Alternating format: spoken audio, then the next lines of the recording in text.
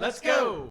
What's up, everybody? Welcome to BingetownTV. This is Brian here with Jimmy, Kyle, and producer Dave PD. And today we're going to be talking The Last of Us Whoop, whoop. series premiere. This is a big one. I'm really looking forward to it. Before we really dive into it, hopefully this episode is going to be bringing in a lot of new listeners to the podcast. So if you are a new listener, hello. If you are a long-time listener, also hello. I do just want to, right at the beginning here, route you over to BingetownTV.com. From there, you can find all our links to our social media.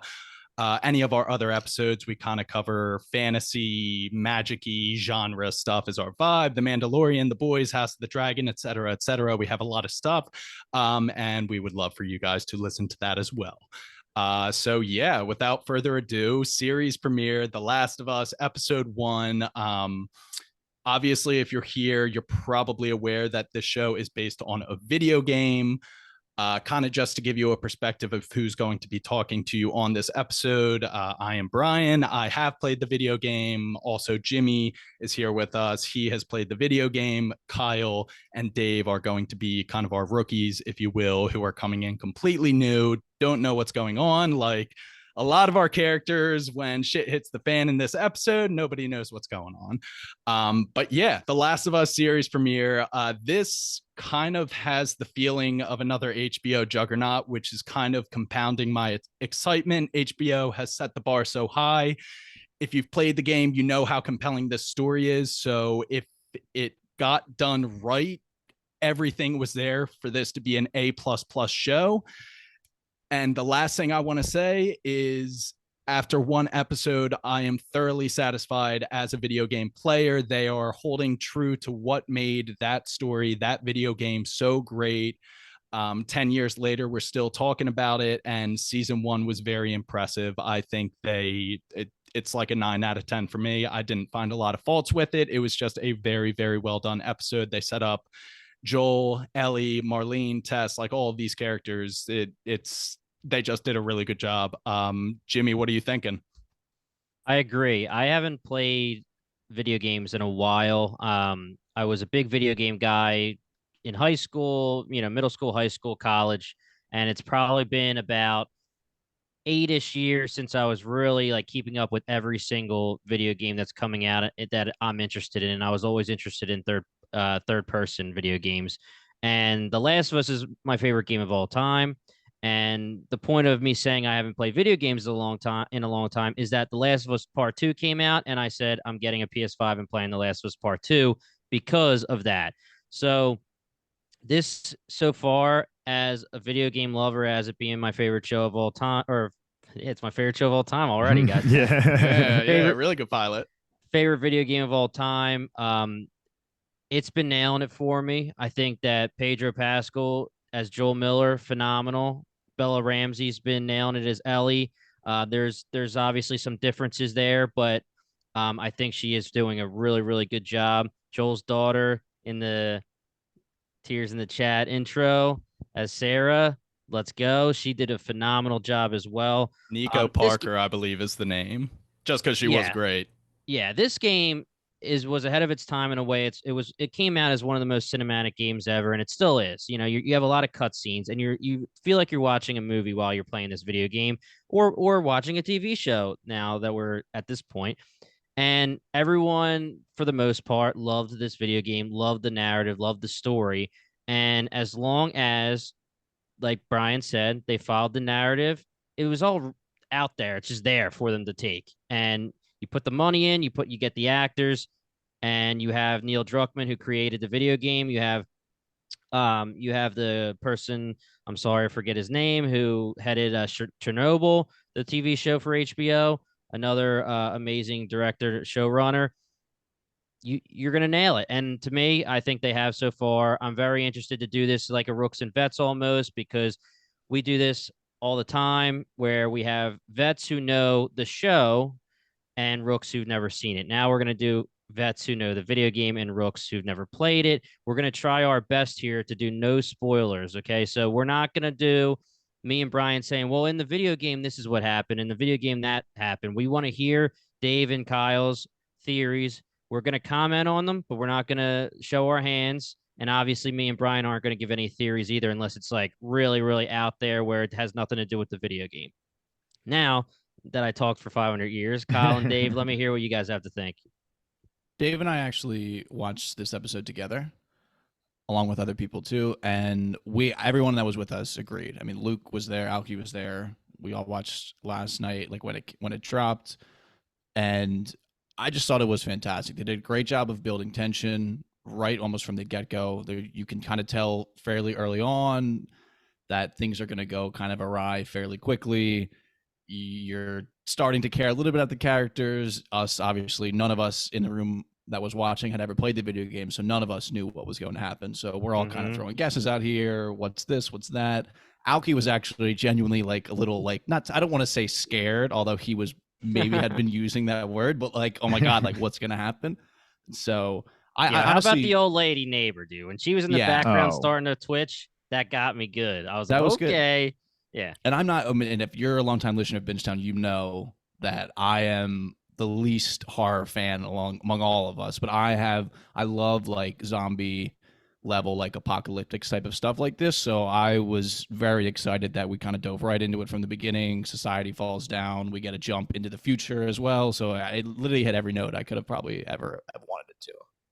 Yeah, I agree with Kyle completely that I'm not too into the horror. I like thrillers a lot, and I feel like this show falls more into the thriller category than it will horror, hopefully, just for my heart's sakes. But first episode was incredible. The first 30 minutes, yeah, I was like nauseous with how fucking scary it was. Like I was on the edge of my seat the whole time. And I just love that we're in this era of video games coming to TV. Like we just covered Arcane. Uncharted was a movie that just came out that I haven't seen yet, even though it got mixed reviews. We have Super Mario. We have Super Mario the movie coming out. Like there was a Halo show. Like Sonic.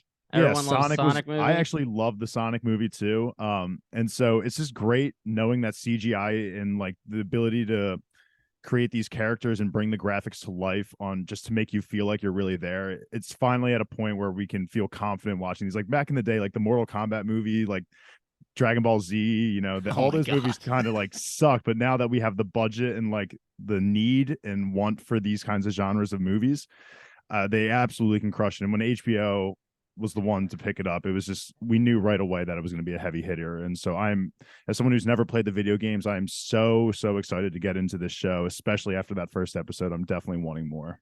Yeah, that's just to harp again on the HBO point. Like, and I feel like I've said it before too. Again, like when we did House of the Dragon, when we did Wheel of Time, when we do Witcher, like there's just such like it just feels different when it's the HBO shows. Yeah, you know, they have like this cinematic quality that it's just like it feels. I don't want to say like Wheel of Time and The Witcher and those kind of shows like felt like cartoonish, but they felt like more like fantasy fiction-y. While like HBO, I feel like creates worlds that feel like really lived in. And like the experience feels so much more like just real. I don't know what it is because I don't know everything that goes into it, but HBO just happens to nail it.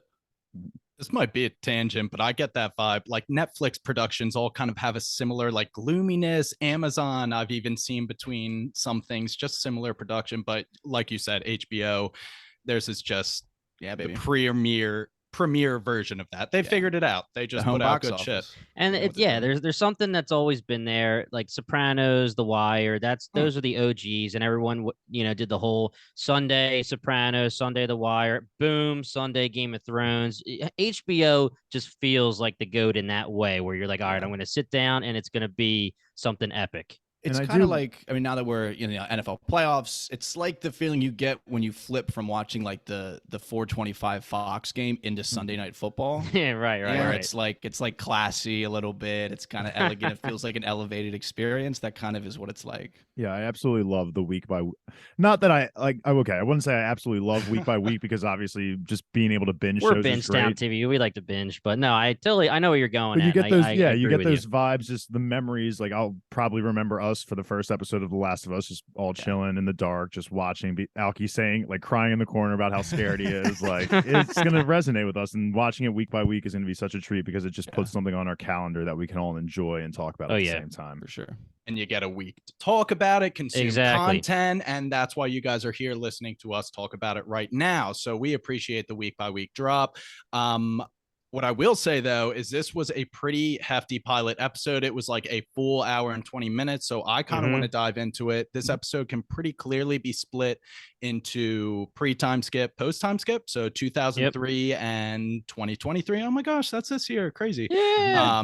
But there's also kind of this outlier introduction scene, which Jimmy, as a video game player, they did not give us this lovely foreshadowing, but I thought this was an awesome scene. It gave longtime players and new people alike something just brand new to sink their teeth into, a familiar face. Batiatis is our man, just fighting for the fungal infection. But it really is just a great starting off point in 1968. You know, it's very relevant. He's talking about microorganisms, bacteria, and viruses. They are the biggest threat to us.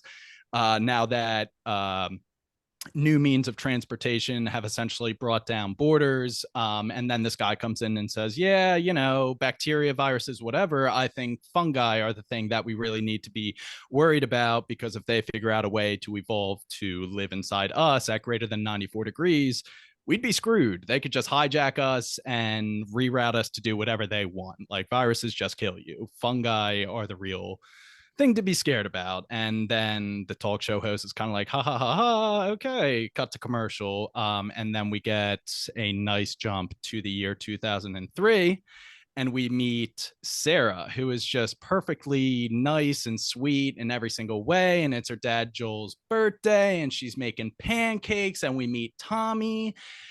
And just like the first 20 minutes of this episode, the crescendo as this outbreak is kind of happening in the background. I think we've all seen Chernobyl. Like, you can tell that it's the same storytelling. Like, he's just subtly doing it in the background, but I knew what was going to happen. And I just had this immense sense of dread and anxiety watching it play out. And they did a great job showing the paternal connections between Joel and Sarah, and just like setting up these characters. But it was just really something. I don't know. What were you guys feeling watching it? So my first thoughts, I want to talk about that first scene, because that first scene I thought was just incredibly well done, because I just love when shows like this that are, you know, zombie apocalypse or even fantasy, when they can tie it to like science and fact and make it sound like it's like something that's actually possible. That just brings another layer into the depth of, you know, just making this feel like it's bound to happen. Like when he's talking about, oh, like if climate change were to go up just even 10% or whatever it was, then the fungus would actually have a purpose and be able to live inside of us, because as of where they're at right now in 1968 or whatever it was, they couldn't adjust to it. So I just love when they bring enough science and reasoning into those kind of beginnings and backgrounds to stories that just make it feel like it's, you know, it's possible to happen. But I just want to make a quick comparison just into World War Z, because the intro was just like, when we get to 2003, it's just like everything is so perfect. Like the daughter is super nice. You know, they have a happy relationship with the father. There's the, I already forget his name. Was it Timmy? Tommy. There's Tommy and they're Timmy. all like, Dude, come on. I don't know any Timmys that would call themselves Timmy. True, but it just felt like a very happy, perfect beginning. But like, unlike World War Z, whereas things just immediately start to happen, as Brian alluded to with the looming, it was kind of, you hear it on the news radios just very casually, like, oh, there's something going on in Jakarta, and then there's slow movements in the background that you hear, like more police officers out in the, like, I just love that it was a slow development rather than, okay, here's a zombie apocalypse just going down right now, kind of what was the opposite of World War Z. Yeah, I really like that, Dave. I think you nailed it. I think there's plenty of zombie apocalypse shows where it's just like, hey, zombies are here. We don't really need to give a reason. One of the most popular zombie shows of all time, The Walking Dead, you know, we get some answers, but pretty much just like, hey, there's something in the air and it's going to turn you into a zombie. And if you get bit, you're a zombie, blah, blah, blah. You know, this actually is nice. It gives you a little bit of a background. It gives you exactly what Dave was saying. For video game players, this is great. I think that for this pilot episode, they were very, very, very true to the video game in a way where it's almost word for word sometimes, the lines that Joel and Bella Ramsey and even Sarah are saying. But also, you know, they add their own stuff to the character. They add a couple scenes. They do some things that add to the story that I think so far have been great. And the prequel, the little pre-scene was definitely one of those things. I don't remember the elderly neighbors being thing in the games? Were they, or was that added for the show as well? Yeah, so in To the great game, effect, I will say. yes. We can get into that in a second, but in the game, it's basically like she wakes up at the time that she wakes up after Joel goes to bail out Tommy. Yeah. That's not in the video game. She kind of just wakes up and there's a letter from Joel saying, "Hey, I'm late from work," and blah blah blah. And then she's walking around the house and you're actually playing her character, which is sweet because in the video game, you'll like pick up a newspaper and it'll say like 300% more like people are in hospitals in the last however many weeks and things like that. It's giving you those little hints, but instead that you're not going to do that in the show. In the show, you're going to have the news on in the background, or you're going to see the cops or in the ambulances and the fire trucks while she's doing the watch and all that kind of stuff. So I think that they really did translate it really well. Yeah, definitely. Just the highlight of it, I think, in the beginning, besides our boy Batiotis, aka John Hannah, the legend, is from Spartacus. Yes, we have to say is just Joel and Sarah's relationship.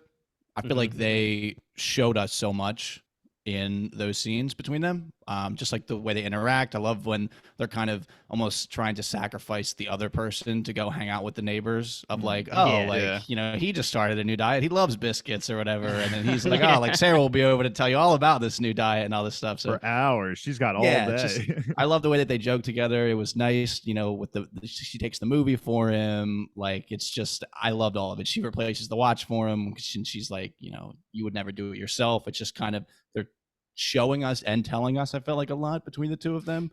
I'm not sure if they actually dropped it, but you get like single father vibes, and that these two have a very special father-daughter connection, and they don't need to spend that much time on it, which is just lending to how good the writing is, honestly. But yeah, so I go ahead, Jimmy. Oh no, I was just gonna say, you also get this feeling from the video game, if you played it, and from the show, that she kind of takes care of Joel. He's working hard. He's doing a lot of extra things to make sure there's money for the household. Him and Tommy obviously are working in some kind of construction, and he just needs to scrape to get as much money as he can, just because he's trying to,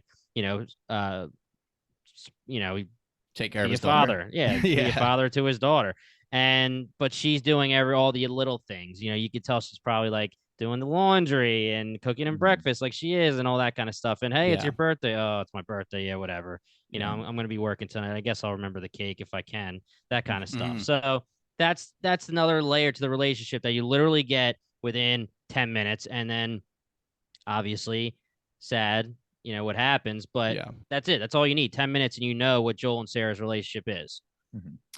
So I do kind of rattle off everything that happens between the morning breakfast and kind of them watching the movie, dozing off, and Sarah waking up. Okay, so Sarah goes off to school, and while she's at school, she sees a girl's wrist kind of twitching, which is important. I didn't catch that until the second watch through. And if you know the video games, they actually allude in this episode to the timeline of how the infection runs its course through the human body. But this episode, from beginning to the end of the day, how the chaos increases is it makes sense given the timeline of infection. Okay, so Sarah goes to school, notices this girl twitching her wrist. Her birthday gift to Joel is going to be getting his watch fixed, because that's kind of like, oh, get your watch fixed. I take care of you. You would never do it yourself. The shopkeep is like, yo, we are closing this bitch down. No more fixing watches today. You see a SWAT truck run by, a bunch of police cars. That can't be normal, right?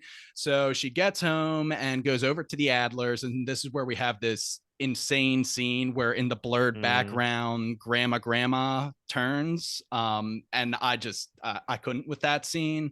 I noticed on my second watch through, the neighbors across the street are all in the yard, they're packing up their car, but it was like, you miss it. It's very easy to miss, I should say. She walks back home, sees some fighter jets going overhead, like shit is just starting to hit the fan, you can just tell. Joel comes back later in the evening, forgot the cake, puts Sarah to bed watching the movie, and that's where we have her wake up and mosey on over to the Adlers, because Mercy the dog comes by, and the dogs always know, dude, the animals are the first. When you see them acting crazy, you just hug them tight and you stay behind closed doors. But Mercy dipped. The dog was not having Granny when she was leaving. When Sarah was leaving, the dog was like, I don't like this one bit. Yeah. Yeah, Mercy came over to her, and then once Mercy realized that Sarah was going back into the house, Mercy was like, "All right, later." Good luck Yeah, with no, that one. I'm out. Well, well, let's talk about this for 2 seconds. I mean, Sarah, either a dumbass or a badass. Which one are you going here? Because the door, she's supposed to be a kid. You know, She has a good heart. I It's I don't she think it's does. No, either. she does. She's checking on the neighbors. I was just kidding, but she has you know, her actress is 18, but she's playing maybe what, 14 or so. Would you guys say? I'm I don't really terrible at remember what guessing Ellie people's is in the ages. video game, but like a you know, 16, 15. Yeah. yeah, She's whatever. definitely in high Either school, way, probably. I don't care. I don't care. Me right now, as a 32-year-old, if I'm seeing the dogs freaking out and the door's wide open, I'm hearing scraping inside the house, I'm not going in there. But she goes in, she sees the blood, she follows the blood. Yeah, Well, she didn't have a choice once the blood happened. She kind of stepped on it in the kitchen, and then her eyes kind of trailed. It's like, oh. Well, the guy feel said, like- "Help me," before she noticed the craziness. And Dave and Kyle, is that what you were expecting our zombies to look like, if you will? Kind of the shoots coming out of the mouth. I think it looked fantastic, if I'm being honest. Agree. It's kind of tough. So I watched some of the only thing I would know or had known going in was whatever kind of most of the trailers showed. And it feels like sometimes they showed like really advanced versions of it that kind of we see later in this episode, which we'll obviously get to. Mhm. So not like that. We were surprised, we as in everyone that I watched with, which includes Dave, of just like the way that they acted. I enjoyed that idea of it, like the no self-preservation instinct, like no ability to like care about what happens to the body actually. Because like we get in the beginning when he explains it, like the parasite will kind of like it'll eat the body a little bit. It'll keep the host alive in a way, but like not in a sense where like it's gonna like, you know, be dodging tables. Like we get a chase scene later and they're just throwing themselves everywhere. Yeah. That was surprising in a good way. Yeah, when you get zombies that are like this, like World War Z kind of zombies that are just running full speed sprint that probably run faster than the average human, just throwing their whole weight at you. These are the most terrifying of zombies. So I'm shitting my pants when, when she's running away. When we had the chase scene, my roommate's like, "Oh, they're running zombies. Like that's just so overpowered. They're screwed." Like, seriously, I would take the Walking Dead zombies times a million over these zombies. Yeah, and it was good. It was perfect the way they did it with Granny, because we've only seen Granny deaf, wheelchair bound. True. And then we get her. I don't know. I mean, I don't know if she can hear, but at the very least, she's very mobile because she was getting after it. She was getting after it. Yeah, she definitely. And I think it was cool. I liked that they did like that background scene times, like you said, that was like kind of hard to watch, where her mouth's open and she's kind of like twitching around. Yeah. And then we don't really get anything immediately after that. So we know something's wrong, and it's literally just like a ticking time bomb next door. But like we have more scenes that happen until we get there, which was good. It was nice that shit didn't immediately hit the fan right there. Because after she's like twitching, Sarah does walk by her, and she's kind of looking as if she was normal, just sitting there in the chair. And I was like, she's totally dead right there. The dog's like howling a little bit. I'm like, oh my god, she's so dead. And then in a few hours, she's gonna transform, and that's exactly what happened. And usually I'd be like, dumb bitch, run, get out of there. But that's part of the character. We already said, like, she takes care of Joel. Yeah. She is an adult teenager. So that's just who she is. As this scene progresses, obviously, she runs out of the house. Joel and Tommy come back from being bailed out of prison just in time to save her. And it's Joel's call. Like, Tommy's like, yo, Joel, what are we doing here? And Joel, executes him with a wrench, which is sweet. Oh, yeah. And then we get this pickup truck scene, which I believe Jimmy is plucked right out of the video game. We get in the video game, it kind of stuck with me, the POV shot of Sarah in the back seat looking at Tommy and Joel kind of have the grown-up conversation in the front seat. I really loved the questions she was asking, because she was like, are we sick? Like, how do we know? Yeah. And the reality is nobody knows anything. She's like, are these terrorists? They're like, girl, we don't know. Nobody knows anything. And it just adds to kind of the peril that they're in. This is a catastrophe. This is an apocalypse. Nobody knows what the fuck is going on. And as they're driving, a couple things happen. Police are whizzing by. We have a family broken down on the side of the road. And this is kind of the first zombie morality decision Joel has to make. Tommy's like, they got a kid, Joel. Of course they have a kid. Joel's like, someone else come along. Not us. Yeah, he says, so do we. We got a kid. So I was so happy they didn't pick him up. That just, if you ever see zombie movies, usually they're going to pick up the stragglers and then something's going to go wrong with the stragglers. I'm so glad that they were actually just like, you know what, even though they have a kid, we're just going to keep going, because it's every man for himself at this point after what they've just seen. It was good, and I loved that. To go to your point, B. Toms, when you're saying like no one knows anything, like the first semi-feasible answer they throw out there, there's just thrown out by Sarah when she says they would go to the hospital all the time to get her whatever her treatments, and like that might be where it happened, and they were all like, oh yeah, that's definitely it, that's totally it. Like, we're fine. I just like really showed like in that moment, like you would just be freaking the fuck out. You would latch onto any information that would make you feel better. Like they were just going nuts. It was good. It was so like, holy fuck, what the hell's gonna happen next? Yeah, and it was good too, where the question she's asking, she's being very smart, but she's also being a kid, because she was just in the city. So she's going, am I sick? Like, and she's also with the neighbors. So what's racing through her mind. And going back to what I was saying when it was, blending what their own stuff that they want to add to the show and stuff coming right out of the video game. Like Brian was saying, her being in the back of the truck, the POV, that kind of stuff right out of the video game. A lot of the dialogue right out of the video game. Looking to the left when you're on the truck and seeing the house on fire right out of the video game, almost like exactly. So it's just a perfect blend of exactly right out of the video game and adding their own stuff. And this scene is kind of, it gives us an introduction to the duality of Joel. Almost like he's got a caring, tender, paternal side with Sarah, but he's also got that ruthlessness, the unforgiving side when he just bashes grandma's face in, drives past the family. Like, this is our main character. This is the difficulties that he is going to be tested with, and this is just really good foreshadowing for what we're going to be going through.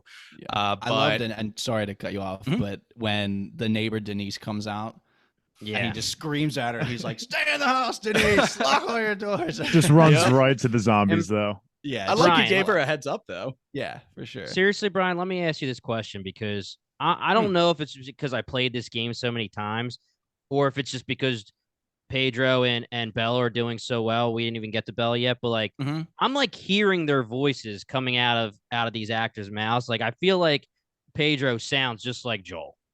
Definitely. Is it because I'm just more Bella with Ellie?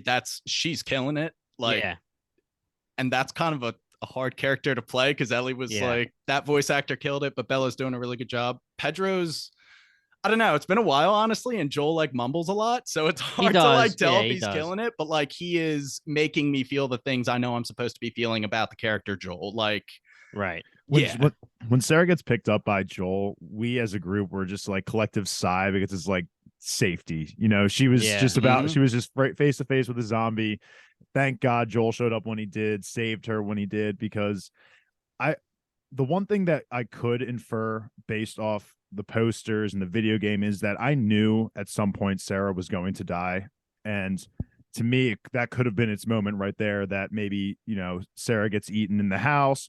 Joel comes back to the Adlers, assuming that she maybe had wandered there, and then sees her dead body. So I was actually on the edge of my seat thinking like she might just kick the bucket right here, because we did get enough of the backstory at that point for me to think, okay, maybe she's done right here. And so when she lived, I honestly thought she maybe had another episode or two at least in her, but I was totally. They just wanted to rip your wrong. heart out, dude. Yeah, they crushed me. They crushed me. Before we go on, a couple of Easter eggs, no spoilers here. So Sarah in the video game, when she wakes up, she's wearing that purple shirt. Same thing for the TV show, the exact same purple shirt. They kept it the same as an Easter egg. The other Easter egg is Curtis and the Viper 2, the movie. I'm not gonna say too much about why it's an Easter egg, but basically it's just that it's one of Joel's favorite movies, and that's all you guys need to know. But 2 Easter eggs already early on. Couple other things, like Joel, you'll find out, is a big music guy. He loves guitars, just like in the video game. He has a guitar sitting next to the TV in the living room. Boom, there it is in the TV show. Just little things like that. Good stuff. I'm excited for more Easter eggs. You don't even know anything about it, dude. Play the video game. So yeah, continuing on here, we're still in the pickup truck. The cops have shut down the highways because they're like, oh, it's everybody in the city. They don't want anybody moving. Highways are shut down. So they're driving through this field and eventually they navigate back into town. And the one thing I want to point out is that Joel asked Tommy how much gas in the tank. He says 3/4 tank. And I only bring that up because scarcity of resources is, if it's anything like the video games, that is going to be a very large theme throughout this show. And I'm looking forward to how they kind of bring that to television from the video game, because like you literally have to count bullets in the video game. And that's what makes it like kind of a really cool apocalypse video That's game. a good point. That I like that quote even more now, because when you think about it, like as someone who's not in a zombie apocalypse, a 3/4 tank, I'm like, you're good for forever, Yeah, man. right. But when you're living out your days, like you don't know when you're gonna die, and things are so scarce. And they reacted appropriately. Like they were like 3/4 of a tank. Like it could be better. So they go through the field and navigate into town after they kind of decide that they don't even know where the hell they can go to get safe. They're like, we can't go anywhere. They get into town and people are just flooding out of the buildings into the street, and very quickly they run out of space to drive. And Joel is kind of like, go faster. Tommy's like, I can't run over these people, but like I might have to. Long story short, a Boeing falls out of the sky and explodes, knocking them all unconscious. And then when they all come to, kind of most people have cleared and we're left with a lot of zombies. Tommy gets separated in an alleyway from Joel and Sarah, at which point we have this Joel carrying Sarah chase scene from an infected zombie. And this is kind of the first time we get to see them flex how fast, agile they're jumping over countertops. Like you can't really throwing stop the body around. Can't stop them easily. I was kind of laughing when he starts carrying her and just like does that like light trek with her, because I'm like, what an inefficient way with these zombies that can move probably like 20 miles an hour to just, it's such a hindrance having someone who's hurt with you. It was such a debacle for them. It was just, it's perfect, like we've been saying, of the crescendo of like something's wrong, that's what's wrong, oh it's bad, it's getting worse, this is bad, oh this is as bad as it can get. And in this moment, only thing I was thinking of, like I can't imagine having, like, being a father in that moment, and like her ankle's busted, she can't run, she's terrified, you also have no idea what's going on, you have no answers, you're just trying to carry her, and now this thing's chasing you, and when he gets out the back door, there's nowhere to go, like it's just that field. And he just kind of like grabs her and turns around, and it's like there's nothing you can do there. It was just like heart racing. It was really well done. Yeah, I had a second to breathe when the soldier shot. I thought it was Tommy originally. Then I see the soldier, and I'm like, okay, we're kind of good here. And of course, we're not. Yeah, I mean, it's just it did such a good job of like, I'm in the moment every moment. Like I can't even afford to think 3 seconds ahead, 10 seconds ahead, 15 seconds ahead, because it's like this thing's behind us, it's chasing us, and then it's like, okay, the soldier's here, and you don't even like, at least I didn't in the moment think it could have turned bad. Yeah, because it's like, oh, we're saved, and then it gets very realistic in the sense, because he's like pleading like, we're not bit. And then it obviously goes south, and it's like, okay, that was a scenario that I didn't realize, but feels very realistic. The thing that probably fucked him in that moment was when he said it's her ankle. He doesn't say, she twisted her ankle. He just says it's her ankle. So I think when the guy radios that to the headquarters or whatever it is, they're probably like, oh, she got bit in the ankle. Yeah. We have to put her down. And then that's when you kind of hear the soldier's tone go down. He's like, yes, sir. Yes, sir. Yes, sir. And then it's like, shit, you're definitely getting the kill orders right now. And Brian, this is something I haven't played the game in a long time, but for some reason I thought I remembered the soldier specifically saying to a superior, like, it's a kid. Am I making that up? I can't remember, because I was waiting for that line. Sounds familiar, actually. Yeah, I was waiting for that line, and then for obviously Joel to freak out, and then boom, boom, boom. But he does give pushback by saying, he's like, I'm sorry, can you repeat that? Or like, I'm sorry, what? But yeah, he doesn't question orders. It's a tough scene. And I don't know if we have anything else to talk about, but Tommy comes and saves the day. a fraction of a second too late, a stray hits Joel, just grazes him, but it nails Sarah, and Sarah dies. And we get a nice 20-year time skip. And so starts, honestly, a nice running theme of pretty much fuck anybody in riot gear, SWAT gear, like anybody with the police guard faction. Like, they're not great people, I would say. Yeah. Yeah, the watching her die was very tough. Even though I would agree with Dave in the sense that we knew it was coming.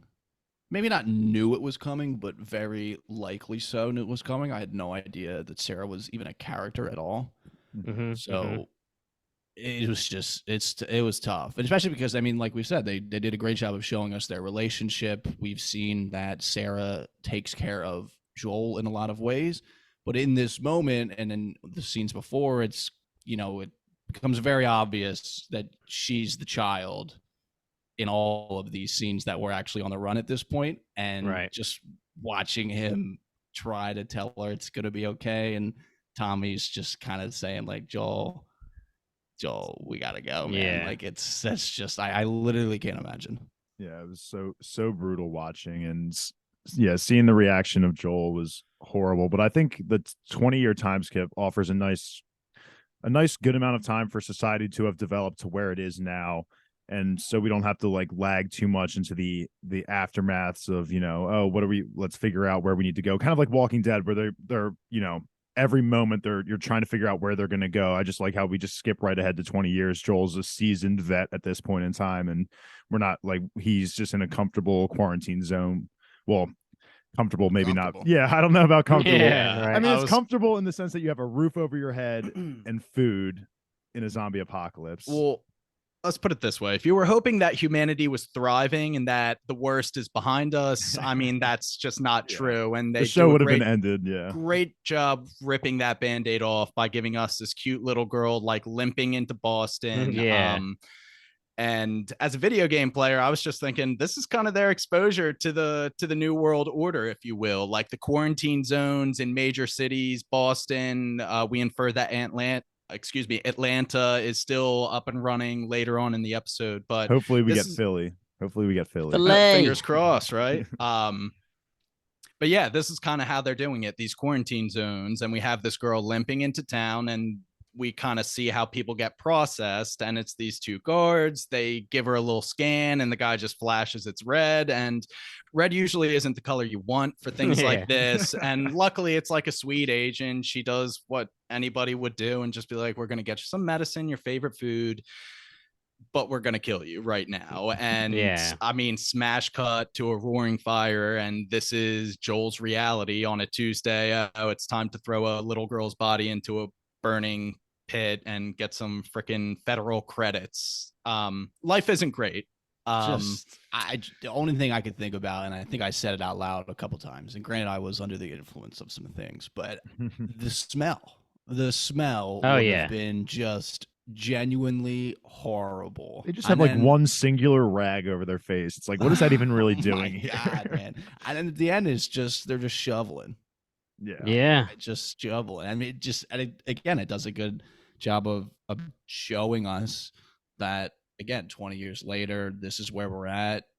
This is the reality of what they have to do, and it doesn't seem like anybody has a huge issue with it. The one woman says to Joel, like, she can't do the child. Very understandable.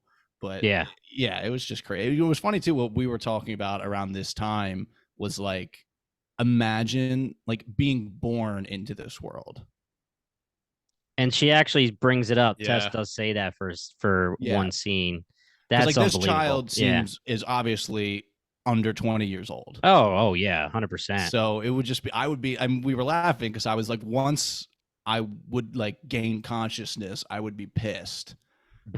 Like, just looking at your parents like, what the fuck, man? Like, as a baby, you just like wake up, you'd be like, dude, come on. Like nowadays, I joke with my mom and stuff nowadays where it's like, I didn't make this decision, but now I gotta fucking pay taxes and bills and shit. Right. But like this just infinitely worse than what we're dealing with. I'll tell you what, it's not as bad as John Krasinski having a kid during A Quiet Place, because that was my goodness, ignorant. Like, true. off I mean, yourself. granted, Don't bring Emily that child Blunt- into this. Emily Blunt's quite an attractive woman, but you got to figure out some level of birth Yeah. control so that you can have Yeah. your cake and fucking eat it too. Yeah, Though I right. digress. And for what it's worth, our main character Ellie will have been born Yes. after the outbreak, so that's all she knows, which will kind of add to her general cynicism and why she has her wall so high up. But she's an awesome character. Looking forward to getting to know her. So yeah, now we have Joel going from his shifts. I guess he talks to the Fedra agent, and we just learn how these things process. He's like, any more work? You can clean a sewer, or I forget what the other thing was, but these tasks aren't fun. He's Clean the just working streets, on I think. jobs. And as he's walking through the quarantine zone to get to the next scene, which is him kind of like haggling with the guard or making a deal, whatever, we get a couple shots. Like I said, scarcity is going to be a running theme. We see people selling like shoelaces and bootlaces for like 1 credit each.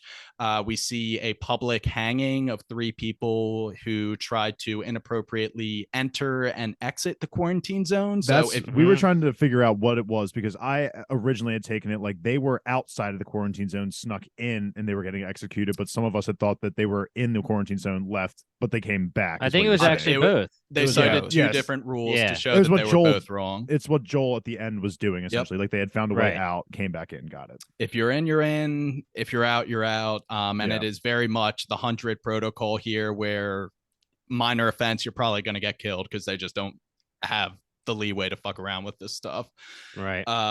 So yeah, that brings us to the Joel scene with this guard who, a little bit more world building. Like I said, he's giving them some sleeping pills that were probably manufactured in the factory in Atlanta. All they're producing is pills and bullets. It's alluding to kind of a longer standing deal that these two have together, or trying to acquire a vehicle, like a Fedra surplus decommissioned vehicle that he says, it's a piece of shit. It doesn't even have a battery. Joel is well aware of this. We're going to learn more about that later. Anything I else? just want here to I'm say missing? the funny thing about you using the 100 reference is that while we were watching, Alki literally said that this guy looks like Bellamy. Which guy. one? The The Fedra The agent. guard. Fedra The guard. agent? Yeah, a little bit. Okay. Yeah, okay. yeah. I can see I that. mean, I could see it. Well, Bellamy I does just wear like SWAT that- gear at one point, so Yeah, that's very true. Yeah, I just it works. I like the reluctant. You can tell it's a very reluctant relationship for Joel. Oh yeah. Oh yeah. Yeah. That's the reality of a situation, but he is a morally just man. And that's, once again, the duality of Joel. Scarcity a theme. He asked for Oh. his Ziploc bag back. I was just I'm going gonna to use say that bag back, Yeah. put him in the pocket, give it here, Malfoy. Yeah, that was good. It was also interesting to just like it was a good way, like with the sleeping pills, and they're talking about it, and then from that you can infer that obviously like this guy has had to do some shit that he doesn't like that he's had to do. Oh yeah. Which then Yep. you know gets your mind turning again of like the whole mental health aspect of where everyone's at mentally in this case. And it's like I don't think that's something you get to when you're watching a video game, but I think it's maybe easier for them to show it and make it more like relatable almost in a sure. way through the TV show as a Yeah. medium. Oh yeah. Because that got my definitely. wheels turning too of like, and then we get Joel later on when he's popping pills and he's drinking, and it's just like it's just a whole nother aspect of we need physical resources, but at the same time mentally we're also we're kind of running on we're running on fumes that way as well. And we Great also point. get our first exposure to the Fireflies. The guard said, hey, stay off the streets tonight and all week. Like, guards are extra jumpy because of Firefly attacks all over the city. Like, easy to make a mistake in the dark. Again, these guys are corrupt. They're easy to pull the trigger. So And- real go quick, ahead. Dave, from Arcane, weren't they called the Firelights? Yeah, I was. Yeah. So I I wanted in my to head, say I that. kept thinking firelights, but I know it's Yeah, fireflies. and when we were doing Arcane for the podcast, I was trying not to say Fireflies so badly. It's going to be the opposite for me on this podcast. Yeah. I'm going to be saying firelights probably. And we see the graffiti, when you're lost in the darkness, search for the light, look for the light. That's going to be our Fireflies, like, kind of calling card. And Joel ridicules it later, which I think is funny, actually. Yeah. And the Mhm, title mhm. of the episode. Mhm, Indeed, mhm. when you're lost in the darkness. So that will bring us to our Tessa. Is there a Tessa. name? Tess. Tessa. I thought it was Tess. Tessa. No, it's Okay. just Tess. Just Tess. Okay. So that will bring us to our introductory scene with Tess, who is being kind of like sat down, interrogated, like big bodied by this guy, Robert. And it really emphasizes just how pragmatic this person is. we understand that Robert was the one going to sell Joel and Tess the battery, but he sold it to a different party after already accepting the payment from Tess, at which point he sent his boys to go beat her up. And she's just like, I can't really do anything. You fucked me over. It is what it is. Let me just walk away. I'll forget about it because I have no choice. I don't want to die. Whatever. And Tess is great. And Dave, do you recognize this actress from one of your favorite shows? No, it went completely over my head because I didn't make any comments It during is watching. the professor from Mindhunter. Oh, no way. That joins the squad. Ooh. Yeah. And I think she Oh, did okay. a great job with the character. It was kind of I hard. agree. It was kind of hard to tell because her eye was so swollen. Bruised up, and yeah. Go ahead. I was just gonna say this is great. This is great world building here. It introduces us perfectly to Tess because you see Robert, the guy who scams her, and he's nervous. He's like, oh my gosh, what am I supposed to do here? Like, are you gonna come get me? Is your man gonna come get me? And I'm assuming Dave and Kyle, you knew the man would be Joel, or you don't. I mean, I actually. Okay, so Kyle says yes. It went Dave over says my. no. It went over my head. Honestly, I didn't. And piece. I just didn't think. I guess in my mind I was thinking that Joel wasn't ready to like move on. Like at this point after losing his daughter, he would have probably assumed to be a loner, but I was wrong. So yeah, I mean, I don't know necessarily they allude to it, but I don't think they show fully that they're romantic or anything. He's checking on her and climbs into bed with him. Oh yeah, they get into bed together. Yeah, there's no like there's no kissing. It wasn't. Or anything. Yes, it wasn't enough. I even forgot. Are they romantic? It's kind of up in the air. Yeah. So either way, it just shows how capable Tess is before we even freaking know her, which is amazing. A little BingetownTV Easter egg here.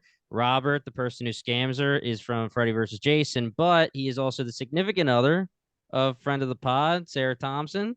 Oh, no way. That's from the 100. Yes, that's from the awesome. 100. There you go. I've serenaded his girlfriend. Yes, you have. That's funny. So yeah, I mean, this was awesome because this is not in the video game as far as I can remember, but it just shows that Tess and Joel are big dogs. They are people that the people of the quarantine are scared of because they are one of the most capable. And again, later when Joel talks to Marlene, she alludes to it as well. Like, I don't think anyone can get her there. I need a squadron. The only person who can do it without a squadron is you. So this is our badass homie. And we didn't talk about this, but I'm glad they kind of did this quickly. But on the truck, there's that bumper sticker when they leave. Desert Storm combat veteran. Yeah. So it's like, if you're wondering, like, why is this guy like such a badass, or why is he so capable in combat? Well, there you go. Mm-hmm. And I do also want to bring up, because you were talking about, Tess and Joel kind of have clout in the QZ. Clout in the QZ. Damn, that's they got some clout in the QZ. That's their album.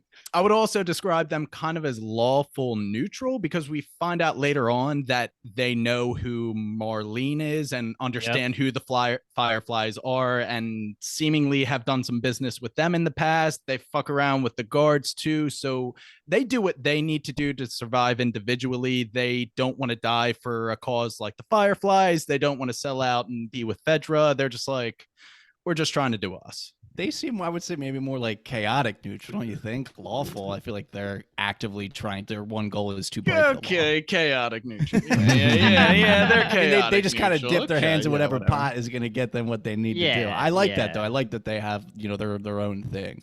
I thought there was a small chance that he might have been involved maybe in the Fireflies, and I like it better that they were just kind of like the two of them were themselves, had their reputation, their clout in the QZ. And it's kind of like they do their own thing. I like that. Also, this scene, and I'm sorry, I guess we're maybe getting to the part where the explosion happens. I was just about to take it. Yeah. Okay, yeah. And Dave, I just want to, for this I don't know why I didn't say it in the moment while we watched it, but it reminded me of Attack on Titan when Reiner and Eren have that conversation like in that little warehouse. And it blows up, and then everything goes to shit afterwards, and that just like I got that same vibe here too. Very similar. But okay. So the explosion happens. Tess is able to escape being talked to by Robert, whatever. And we see a bunch of federal agents swarming the street. And then in the rooftop, we see a presumably Firefly guerrilla fighter like sniping down on them. So, you know, they're up against it. They're a rebellion, but this is how they kind of operate and do their attacks. Tessa puts her arms up, says, I'm not with them. They're going crazy. Fedra don't care. They take her in, process her. I believe the next time we see her is with Joel tonight with Joel. Yes. Yeah. So, I like the dynamic of the oh my god, I almost just said firelights of the Fireflies, just because we were talking about it too while we were watching. It's like, would you be okay with living in this quarantine zone, or would you rather be out in the wild surviving on your own? And it felt like the room was maybe split. I probably would have taken the luxury of maybe the quarantine zone, but at the same time, I think that's that madness of being so controlled like that just drives the people moment to want to rebel against the Fedra. I mean, the moment that you say you can't leave, then people are going to be like, what? I can't leave? And then it was the same way with COVID. I mean, obviously, probably zombie apocalypse would be much worse. Not to make light of an awful situation with COVID anyway, but it'd be the same thing with. I mean, it was the same way. Like when we were told to stay indoors, there was a large majority of people just like, no, I'm not doing that. And yeah, I guess here when it's so quarantined, people are just going to be like, yeah, we're done trying to live this life. Nah, G, I'm on that Benjamin Franklin lifestyle. Those that would give up liberty for what a little temporary safety deserve neither liberty nor safety. I'm rolling out in the Badlands. A Ben Franklin quote on the podcast. Man. That's a first. Hopefully not a last. I'll tell you that much right now. That will bring us beautifully to our first scene with Veronica, aka Ellie. She's going to be a big character, guys. Kind of important, this one. And she's all chained up. And we have some rando come in and kind of start rattling off questions, you know, count to 10 slowly. What is your name? Say it slowly. And we get a little bit of Ellie's personality shining through. 8, fuck you, with the middle fingers. This is our character. Just love her. There's no hater option. It's going to be great. What happens next? Yeah. Joel. Yes. Okay. So here is then when we get Joel meeting with the radio operator in Boston, cuts the line. Someone had something to say, but he didn't say it twice. And he talks to this guy, gives them the homemade cigarettes in exchange for information. And you can kind of see that Joel is a little bit distressed because he hasn't heard from Tommy. We find out this is kind of the deal. He'll relay messages from Tommy. But we haven't heard from him in 3 weeks, which is very abnormal. So he's like, where's this radio tower? Reluctantly, this guy's like, listen, it's all the way in Wyoming, but there's a lot worse things out there in open country besides just like the zombies. So yeah, Kyle Duell's living out there. Yeah, Kyle's out there. Me and Ben Franklin. Rolling with muskets. This guy was kind of funny too. He like badmouthed his kid. I liked him. Oh my god! I got a really big laugh out of Aoki when he was like, you know, like the smart God bless. one. Like, he was like, God bless. Yeah. That was really funny. So before we get any further, let me ask Dave and Kyle, what was your first impression of Bella Ramsey as Ellie? Like, what did you think of Ellie when you're first meeting her? Even for a second, she comes right at you off the screen. She's very, you know, like Brian said. Let me know. Yeah, let me know what you have no preconceived notion of what she's going to be like. So what were you expecting when it came to like the other? I mean, I like Dave, I guess you've seen the covers from the video game, so you know there's going to be another little girl, I'm guessing. I don't know if Kyle did or not, but if you're expecting another person, what did you think? So just known video game knowledge. I didn't know what kind of person Ellie was. And from my first impressions of her, she was very feral, if that would be the right term to describe it. She was very aggressive, which it makes sense. I mean, the world that she was born in is definitely one that would just be the worst situation of any to be born into. And I guess it makes sense to me that her character would be kind of so sheltered and so aggressive. And it didn't help that she was chained up, so that made her even seem more like animalistic as well. But you can kind of see the soft side to her when you kind of do make that initial breakthrough like Marlene does.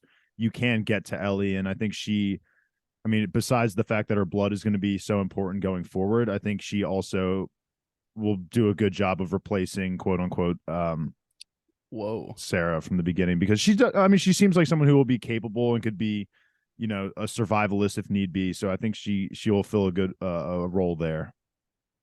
I like her a lot. I'm a big fan of Bella Ramsey, so very nice to see her acting again. She's so good as Lyanna Mormont in Game of Thrones. And I'm not going to say it's a similar role at all, but she obviously can show that she has that edge to herself. And it really came through here. I don't know if I had any maybe preconceived notions of Ellie. Right. I've only seen pictures. I thought she was maybe going to be a little bit of a sweetheart based off like the video game posters and things like that, but definitely I was similar to kind of how guess, Sarah was. Yeah, kind of. And maybe maybe I was a bit shocked at her like very combative nature. She's the first person to curse, it feels like, in the whole show, and she really drops those motherfuckers, which I think was definitely a little bit jarring, not in a bad way, just in general. I guess that, yeah, maybe I expected we'd get to that level through like maybe some more character growth of like being outside and like living through the struggle. But now I'm thinking about it, she's obviously already been living through the struggle. I mean, there's events that obviously happened in those 20 years. She has experienced some things that obviously have made her this way. And to counteract the like the feral argument as well, like yes, she is very aggressive, but at the same time, we do see her get humanized in the sense that when she's talking about like, oh, I've never been past the walls, you know, like I've only been ever stuck in here. Like I would really enjoy being able to just see what's beyond the walls, even if it does, you know, put my life at risk. Right. So that's going to be our Ellie. No, that was actually fun getting your guys' first takes. I love her character from the video games. Like we said earlier, Jimmy, I can already tell she's doing the character justice, and it kind of seemed from the video games a hard character to pull off. And she's so young. I'm just very impressed, like Kyle was saying, by her acting abilities. So keep it up, Bella Ramsey. You're killing it. And I guess, too, the last thing I'll say, it feels nice in a way to be someone who has no pre-existing knowledge. Because we've talked about it before with like shows we probably brought up, House of the Dragon, Wheel of Time, Lord of the Rings we didn't mention, but Lord of the Rings, The Witcher. It honestly, it can be a fucking crapshoot of having this pre-existing knowledge. Oh, yeah, can almost 100%. be your downfall. Like me going into Wheel of Time, I've read all the books. Maybe the show, I would admit, was not as good for me as someone who had no idea. But like Lord of the Rings, I would say I enjoyed probably more than like diehard fans. And I know there was a lot of controversy when Bella Ramsey got, I almost said drafted, but she didn't get drafted. When she got, what I guess chosen, for lack of a better word. Right. Cast is the word I was looking for. There she goes. So she did get drafted, dude. Yeah, and obviously for me it was purely positive because I only know it from Game of Thrones, so I had no. But I'm hoping Mormont. That anyone who thought negatively about it, that I'm very confident in her acting abilities throughout. So I think that she'll be able to turn a lot of people over time. I don't have as like diehard opinions about this video game as a lot of the fandom does, but I'm sorry. What I was trying to say was I was kind of in that similar ship when it came out. Pedro Pascal, Bella Ramsey. I was like, I don't know if they needed to go A-list for both of these roles. I would have liked to see them like try a little harder to find somebody that really fits the part, but they're A-listers for a reason. They're killing it. They're doing a good job. I can already tell I'm going to be happy with the casting. So yeah, the best shows are the ones that will follow the source material, but allow the actors to make it their own. And Bella Ramsey throughout this episode has 100% made it her own. She's a great Ellie. I love what I'm seeing so far. I was going to ask you guys something that we were just talking about. I don't know. Let's just keep going. It'll come back to you. It'll come back. So after Joel talked to the radio operator guy, he immediately goes home, drinks his whiskey, and starts plotting out a trail to Wyoming. And I believe Tess comes back, and they kind of just start talking about the events of the day, and they're kind of conspiring. All right, how are we going to get this dude Robert back and get our hands on this battery so we can do this trip to Wyoming because Tommy might be in danger? That's kind of our trajectory of the rest of the episode and what's going to launch us into the next events. I think it was important to hear. I feel like we learn, like we're really shown here the impact that all of the time has had on Joel.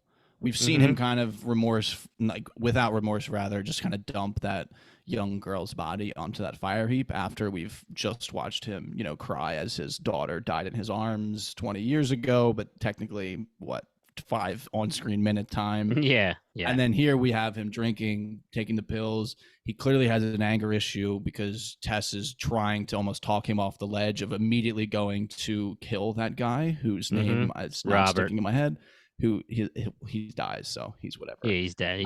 So yeah, it just kind of like in the beginning when he's with Sarah, he's laughing, and when she's like, your shirt's inside out early on, and he chuckles and changes it, and he seems like he has this very lovable, cuddly dad side, and it seems like he's lost that at this point. And he's gonna gain it back. Do you think? Like, do you think he'll gain it back with Ellie? Yes. Yeah, definitely. For sure. I hope so. For sure. We'll talk. Well, there's a scene that I feel like tells you it later, but we'll get there. Yeah. So that will move us along to our first introduction to Marlene and Kim and a couple other random Fireflies, but Kim and Marlene got named, so we're gonna stick with them. And it's kind of just them talking about the Fireflies in general. You figure out what they're about. Marlene is the Boston Fireflies leader, and this girl Kim is kind of like her right hand number 2. She's like, hey, people are starting to ask questions about the kid chained up in the room, and it seems like we don't really have a plan. We get some exposure to Marlene as kind of this badass leader. If I'm being honest, there's no way around it. She's like, tell them to follow orders and trust in the rebellion. She's very much, we are freedom fighters fighting oppression, fighting a military dictatorship. That is how they kind of like paint themselves, because you can kind of mistake them with vigilantes if they're shooting cops in the street. So that's kind of how she rationalizes it. As this series progresses, the Fireflies are not 100% are good guys are knights in shining armor. It's a zombie show. There's going to be a lot of tough decisions to make, but I like this Marlene character, and pretty cool. I believe they got the voice actor from the video game to reprise the role. So that's awesome. They did. That's awesome. And Merle Dandridge back, baby. Jimmy, she reminds me so much of Mother Medarda from Arcane, like looks and personality wise. You would okay, yeah. Like right. Mel's mom when she comes in and how she's like, I had to leave you because you were just a curse for me and I couldn't think straight. Like same kind of personality and looks, to be honest. Like if she were to play the Arcane role of her for like a live action, I think she would be perfect. I like that. But yeah, Marlene was awesome. I think she's definitely a total badass of a character. I love we're getting this influx of a lot of badass characters, and I hope we get more of her, because I know now that Joel, we're jumping the gun a little bit here, but with Joel and all them leaving the town, I hope we do get to see Marlene again. She's definitely not dead from the gunshot wound. That's a fact, but I think she's... How do you freaking know, dude? She definitely merits a lot more screen time, hopefully, going forward. And kind of this scene ends. Marlene's like, all the Fireflies in Boston are gathering here, and we're getting the hell out of the quarantine zone with the girl. And she hands Kim a little note that presumably describes what Ellie is and why she's so important. That makes her questions dissipate, and she is fully on board. So people know how important this kid is. And when they learn that information, nothing else really matters. So that is where the Fireflies are at. They are also trying to leave the QZ. And first time watching, I legitimately had no guesses on what the note could have possibly said. Obviously, with the hindsight, like when she handed the note, I had no idea what the message was going to be. Someone I think had mentioned, maybe it was Alki or Luke, had just kind of blurted out like, oh, like maybe it's something about a vaccine, which also fit the bill still. But I legitimately was trying to pull all the guesses out of my head, like what could this be? But would you have been okay, Dave, with it being as surface level as like she's a bigwig's daughter? No, because what is a big wig in this society? In the zombie apocalypse? Yeah, the only big wig that I can probably think of that I actually wanted to bring up really quickly is like if there is someone like an owner of the factory owner in Atlanta, like whoever's that's making all the... that is like someone I could see being a big wig. But even in this time, I'm not thinking that like she's that person's daughter or anything. I think that just didn't fit it. That didn't cut it for me. It's hard. That we talked about too is that we have Fedra. They mentioned, Tess says she's in federal lockup, so there's some level of government unless this Fedra entity is just hijacking that word because everyone has a preconceived notion that that resembles authority, federal. But Yeah. like thinking like there's no way that we're voting on presidents Right, at this right, point. right, right, Like, right. how are they doing elections? That's what I'm thinking at this point. So it's just kind of made me laugh. For what it's worth, Fedra is an acronym for Federal Disaster Response Agency. So that is a federal agency. Yeah. Okay. So it's kind of, Yeah. I'm just curious to find out more about like what our actual government structure is like. Obviously, the Fireflies don't agree with the way things are done. We're getting a lot of the idea that it's kind of like a military dictatorship. Wouldn't be crazy that like if everything hit the fan like this, that the military and people high up in the military will kind of just step in and take control. Mm-hmm. I'm very curious to find out more about that. Again, exactly when we're thinking of who could possibly even be a bigwig in the show. Obviously, we're going to meet people, it feels like, that have some level of power. We've only really met federal grunts. Marlene has power in the sense that people follow her. She's got Which you clout in could the argue QZ, dude. It's like, yeah, it's like the true power, but obviously there's people that have legitimate, some type of, level of wealth, whatever you want to call that. If it's actually ration cards, it seems like maybe it'll actually just be resources. So it's going to be fun to kind of get all of that info in the future. But we're definitely not voting on presidents at this point. Right. It's really fun to have you two be on this because, Brian, I'm sure you're the same way. It's hard to watch this show where it's not like I'm watching this show for a second time. I'm watching a new show, but I have the source material in my head, like you would say, Kyle, with its Wheel of Time, Game of Thrones, Song of Ice and Fire, whatever it is, where some of it's just so word for word. And then, the next parts, I'm like, in my head, is the show doing well at letting the non-video game people understand, or do I only understand because I know the video game? But having you two explain everything and what your thought process is really good. I enjoyed a lot because it's tough. It's tough for me and Brian, I'm sure, just because we just assume and know what's next. Yeah.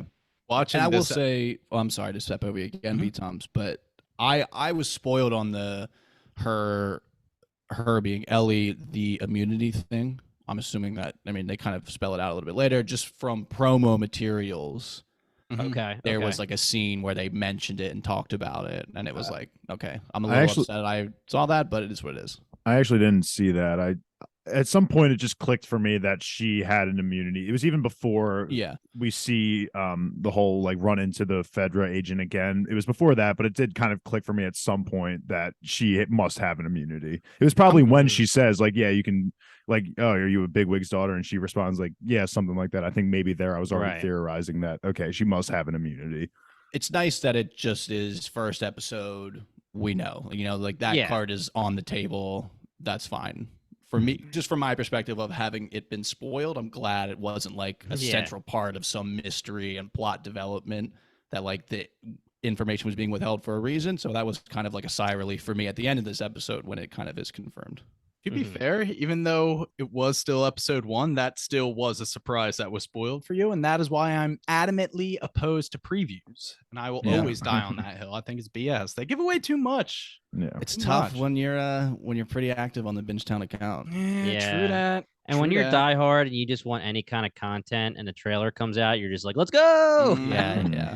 So there's a little Tessa and Joel scene that happens, but we'll circle back. Marlene comes into Ellie and has a heart-to-heart with her, like takes off the cuffs and presumably like breaks it down to her because it doesn't seem like Ellie is really plugged in at this point in time. Like, why am I here? Why am I so important? What are you trying to do with me? And it seems like they have an off-screen conversation where a lot of her questions are answered. But what we do see on screen is kind of alluding to Marlene has been kind of like an angel protector to, I was about to call her Bella, Ellie, her entire life, put her in Fedra schools because that was the safest place that she would possibly be, et cetera, et cetera. She says when Ellie says, oh, the Fireflies are terrorists, which she takes offense to, like a lot of offense. She comes back with, was Riley a terrorist? Who clearly that hit an emotional note with Ellie.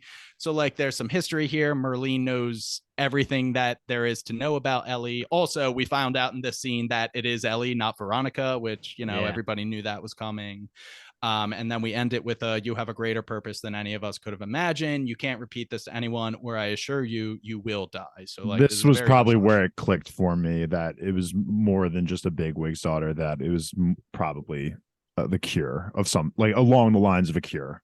That's an interesting thing, though, when you connect those two pieces of logic of if she is immune and is the key to the cure, as my adjustable desk flies away. See, I literally see you like my microphone. And my microphone almost goes up my nose. You can see, like, why would people kill her if she is the cure? I'm not. I think that's more of like a question thrown out into the abyss, but it's just like an interesting. I think it would thing. be more so about people killing each other for her, not just necessarily killing her. Like wars would be started, like if Fireflies and both Fedra knew of Ellie's existence, there would be much more bloodshed than if. I took it as, but you're right, like the conspiracy theory that we have the cure for cancer, but there's too much money in curing and treating cancer than curing it. So like the idea, and again, because I'm very interested in this idea of bigwigs in the world, of if there's someone who is obviously preferring this way of life and the level of control that they have, like is there this version of society versus what we left behind in 2003. Like, is there like you're asking if there's like maybe a trusted doctor that everyone knows that they can bring her to? Yeah. Oh no, I just mean more like, whoever has, like, there's got to be someone probably that's sitting on a mountain of resources, this company in Atlanta, like maybe they're just, raking it in hand over fist. There's a couple, people there that are just, they're fat as hell. They've been eating. They're just doing whatever the hell they want because they're like, they provide all these resources for this version of the world, and they're not really keen on this version of the world changing. Now, let me put this thought out there, because this is genuinely, for me, something that I don't know if I should know because I haven't played the game in a long time, or if it's something I just it was added to the show or whatever, and it's just interesting to me. So we're assuming here, the two of you are assuming it has something to do with the cure, or she's immune. Obviously, we get to the end and we find out that she's pretty much immune, so that's not a huge spoiler anymore. If Marlene knows this, she's known her since she's a baby, and she puts in Fedra. What does she need to grow up to be able to leave the quarantine? Like, what's the deal with that? Like, why can't she be the? Think you are supposed to know that, because I was a little confused about that as well, Jimmy. That's a good question mark. If maybe both of us are just out of tune with the video game, but if that's a little seed that they planted for everybody, I think that's a good one. Well, she does say too, like, your destiny, and again, B. Tom's probably said it closer than I'll say it, of, it turns out it's so much greater than we thought. So it could be that maybe Marlene didn't know when that decision was made early on that Ellie was immune. And then to continue that thought of another question that I have from this scene, because Ellie says to her, "So what are you, my mom?" Yeah. So and that look like made me think, yeah, well, that was good. But like, does Ellie not know who her parents are? And is that going to be something that plays? Because again, we were like, one theory that got thrown around when we watched for the first time, like we've been talking about, is, was it a bigwig? But maybe if it's not that, it seems like it's important in some level. Jimmy, have you ever played the prequel, The Last of Us Left Behind? I don't think so. Okay, gotcha. Was it an add-on to the Last of Us original, or was it an actual game? I think it was a separate game, actually, which I'm thinking, since it was a prequel, it may explain maybe the history of Ellie. I've never played it, and I'm not exactly sure what happens in it, so that's probably the lapse. Well, that's good. Then we get a little of that too, man. All right. I'm going to go out on a limb, and maybe it's not a limb, but I'm feeling some like Lily and James Potter vibes for her parents. Okay. Of like, they have some level of importance within like the resistance, but like it's been hidden from her. They're part of the Order they of the were doing Phoenix. something of like the resistance, but they weren't like out on the streets. Maybe they are, epidemiologists, whatever, chemists, something like that. Where her grandfather's body artist. Yeah, I mean, that would be crazy. That'd be but sweet. I don't. That would actually be That sweet. seems I like it just, would I be hope I didn't completely spoil made it. I'm up. just kidding. It seems like it would No, be but completely made Jimmy's up too from good. from the game. Yeah, Jimmy's right? too good with those predictions. I'm already worried that this is going to I think- happen. I think it's important to just talk about the fact that when we're having this conversation, this is also going to what you said, Kyle, where I'm asking the question, why she put her in Fedra as a child, as a baby? I mean, she says, I'm an orphan. Are you my mom? Blah, blah, blah. Marlene is yelling at her for trying to escape, and she literally is caught because she was trying to escape. And we're assuming it's 3 weeks old. That's when she was bit. So she was bit, and then Marlene's like, yo, we got to take you and protect you. So maybe they didn't know she was the cure or immune or whatever as a baby. And there is another reason. It's just, because it is important to notice that I think it's the first time they find out she's immune when she just gets bit 3 weeks ago. Makes sense. Because they're currently running all the tests on her. They're testing her cognitive ability to see whether she's deteriorating, all that kind of stuff. So that makes a lot of sense. And there has to be some reason where she's just like, yo, we're taking her out today. She had, however old she is, just like I don't really know how old Sarah was, 16, 14, 13, whatever. She had that entire life to take her out of the quarantine zone and to take her to wherever she needs to go. But she just decides now. So I'm hoping we get some answers there. I would agree. But for now, all we have is questions. So we'll leave it at that. Circling back to the Joel and Tess scene that we kind of skipped over. It's just, I don't know, in the town center of the QZ, a Firefly recruiter comes up to Joel and it's just like, hey, buddy, if you're lost in the darkness, he's like, if you tell me search for the light, I will knock you out, brother. Keep walking, which is a great scene. So is like the Fireflies, like, is it also a religion? Like because that's like the way he was pitching it, that guy sounded like he was trying to pitch a religion almost to him, Yeah. So I want to let you form your own opinions. Actually, I don't kind of want to guide that. I think that's a great question though. Yeah, maybe if anything, the Fireflies would have been born from this religion, and then that would be like the religion slogan would be the main motto for the Fireflies. That's just what I'll guess, I guess, for now. I was anti that thought. We discussed this a little bit when we were watching it, and I was anti that thought. I wouldn't mind a religious aspect to all this. I think it would be a nice touch. So, but if they skip over it as a religion, that's totally fine with me too. But it came off very religion-y. Like when you're playing like when you're playing like Assassin's Creed, and there's just those guys that are just howling at the sky.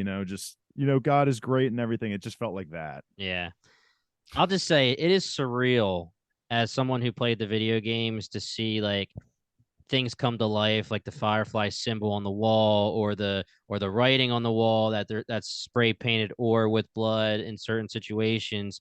It's just so cool to see. And I had to text. Did Luke watch or play Last of Us? No.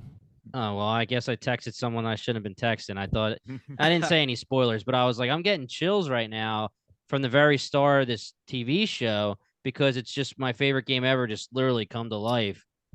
And throughout this episode, with these Easter eggs and with these things that are happening, where you look over and you see the stamp, the symbol, and you see the slogan, it's like, man, this is cool.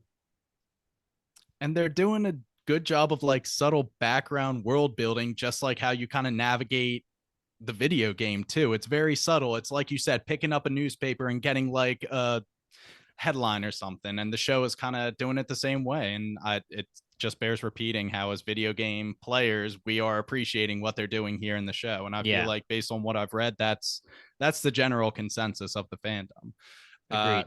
So while Joel is telling the Firefly to F off, Tess is gathering some information about where Robert is dealing the battery away. They figure out where it's going down. They're familiar with the place and they know how to sneak in. So that'll kind of fast forward us to them sneaking into this house, and they're just kind of going through the QZ, like it's all run down, whatever. When they're going through this dark basement, they run into kind of a final stage fungi infection, and essentially you just kind of like post up against a wall and become one with the wall. It's like creepy. It scares Tess. Is that religion-y, like, dude? Is that religion-y? It's a little religion-y. Becoming one with the wall is quite religion-y, yes. Yeah. I thought it was interesting. We kind of were talking about it a little bit, us group of rookies that watched together, and we were just thinking of like, because obviously Badiatus in the beginning is talking about how the oh, you like that? You like I love Badiatus? it, dude. I love it. We're singular minds, man. Talking about how, you know, it's obviously in the fungus's best interest to keep the host alive, and it, you know, it kind of stops it from decomposing, but obviously it needs to eat at the same time. And it was kind of, we were just thinking of like, did the person put themselves down there? Because then it would like stop them from like being able to get out and being able to eat, and then it would just kind of die off that way. And obviously we don't know the answer. So I'm interested. And like Dave had said, it's always fun when it's like grounded in some level of science, or, you know, realistic sounding science, even if it's, Right. you know, completely hargy-bargy made up bullshit. So I'm interested to find out more about that.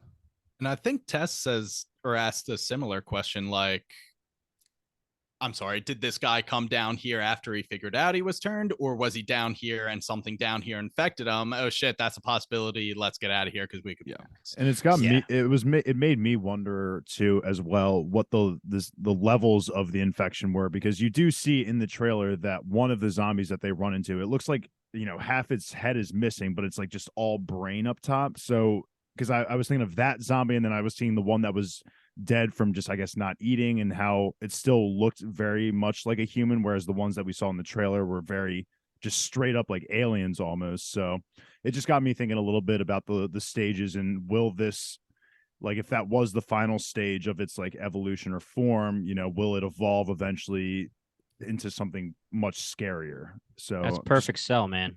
Yeah, exactly. Perfect sell. All I'll say is that the video game, and I'm hoping the show, and Brian already alluded to the fact that the show does do this subtly. They give you there's different versions of the zombies. You get information about where they are in the evolution, if that's how you want to say it, how they act in that evolution. It's good. You'll understand everything. I actually kind of forgot to emphasize it, but in the first scene, when we see Boston and the little girl goes into town, as she's getting processed, she takes note of a sign on the wall that says like 15 to 20 minutes, hand twitching, 1 to 12 hours, like loss of cognitive function, like 24 hours, full infection, something like that. Okay. Right. I interpreted that as like, if you get bit on the foot, you have 12 hours, That's 12 to funny 24 hours. Someone who played the game, like on the arm, you have 6 to 12, and then if you're bit like neck up, you're pretty much fucked because it's like instant. I took it that way too, honestly, and I don't know how much they even get into it in the video game in that way, but it's funny. That's how I took it. You could very much be right. I don't have enough facts to tell you you're wrong, so it is a little ambiguous. And I will say, background of that guess is, and another World War Z reference, one of my favorite parts of the World War Z movie is when Brad Pitt is with that woman, that UN soldier or whatever she ends up being, and she gets bit on the arm, and Brad Pitt just immediately cuts her arm off. Right. And they do that in The Walking Dead too. Yeah. With Herschel when they cut his leg off. So it's great. I mean, and I do think if you're gonna say that it's the brain that gets taken over, well, then that would make sense. You know, if you get bitten in the toe, it's the longest to get to the brain. Yeah, exactly. I'm looking forward, hopefully in the future, of the scene where that happens, where someone gets bit in like the foot or like the hand, and it's like immediately. I got a little zombie nibbling on my toe, bro. Yeah, because that's like one of my. I love that scene because it's so crazy in World War Z. This is when he does that, because like I don't know if I could ever have like the mental fortitude to just like make that decision in that moment, because he doesn't even think about it. He literally takes the machete off her hip and just whips her hand right off, and I was like, God damn. I have the Herschel scene in my head, and I've seen World War Z, but it's been so long that I can't really remember that. And it's very similar. It's like it's the thing that you're saying, Brian, where your mentality totally changes in the zombie apocalypse, and certain people go one way, certain people go the other way. And it's the people that can act without thinking, whether that's a good thing or not, they're the ones that can survive.